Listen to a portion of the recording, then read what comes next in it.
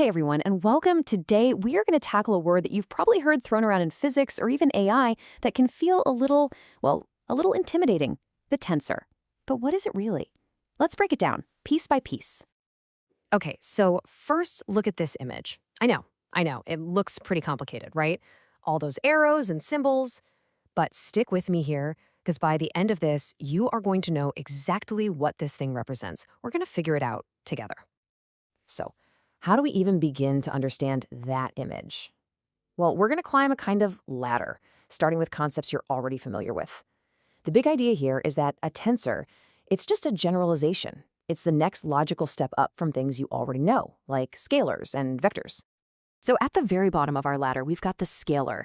You can think of this as just a single number. It has magnitude, an amount, but absolutely no direction.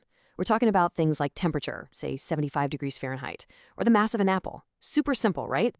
Now let's take one step up that ladder to the vector. A vector adds a really crucial piece of information, direction. It's not just about how fast you're going, it's about where you're going. Velocity is the perfect example. It's not just 60 miles per hour, it's 60 miles per hour north. Same with force. You push on a door with a certain amount of oomph, but you do it in a specific direction.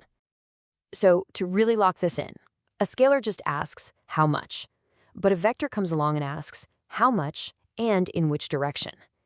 Getting this difference down is the foundation for everything that's coming next. Are you ready? We're about to climb to the next rung.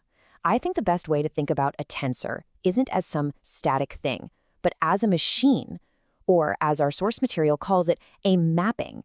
It's a machine with a very specific job to do. So how does this machine work? It's basically a three-step process. First, you give it an input, one or more vectors. Think of these as your directions. Second, the tensor itself acts like the internal programming, the rule that processes those inputs. And third, it spits out a single output, a number, a scalar. So you put in directions, and you get out a single magnitude.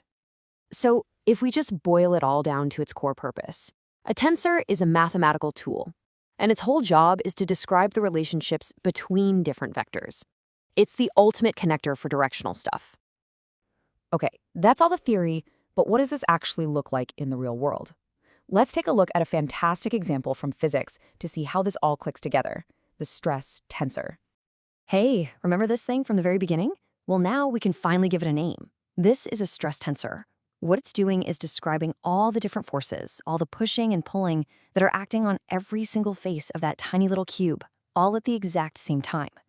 It's like a complete snapshot of a really complex physical situation.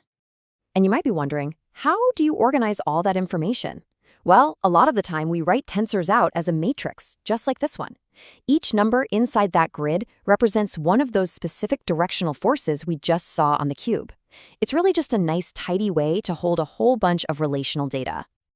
Now we get to what makes tensors so incredibly powerful, especially in physics.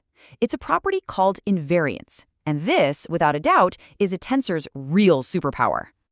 The source material really hits the nail on the head. Tensors are so important because they help describe physical laws which are invariant with respect to frame of reference. What that really means, in simple terms, is that the laws of physics don't just change because you decided to look at them from a different angle. Think about it like this. Let's say you and I are both looking at a coffee cup on a table.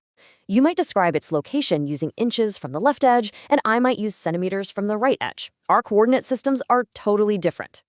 But the coffee cup doesn't care. It's still in the exact same spot. Its physical reality hasn't changed one bit. A tensor is the mathematical object that captures that underlying, unchanging reality no matter what coordinate system you or I happen to be using. And that's what makes it so fundamental. So by climbing that ladder from simple numbers to arrows with direction all the way up to tensors, we've basically unlocked this incredibly powerful new toolkit for describing the universe around us. And this isn't just some abstract math game. As our source material points out, tensors are quite literally the language of physics. They are absolutely essential in things like fluid mechanics, describing how water flows, in hydrodynamics, and most famously, in Einstein's theory of general relativity, where they describe the very fabric of space-time itself. So we've seen that a tensor is this powerful way of describing complex relationships that stay the same even when our point of view changes. And that kind of leaves us with one final big thought. What other parts of our reality, maybe even beyond physics, can only be truly understood when we think about them in this way? That's something to chew on. Thanks so much for tuning in.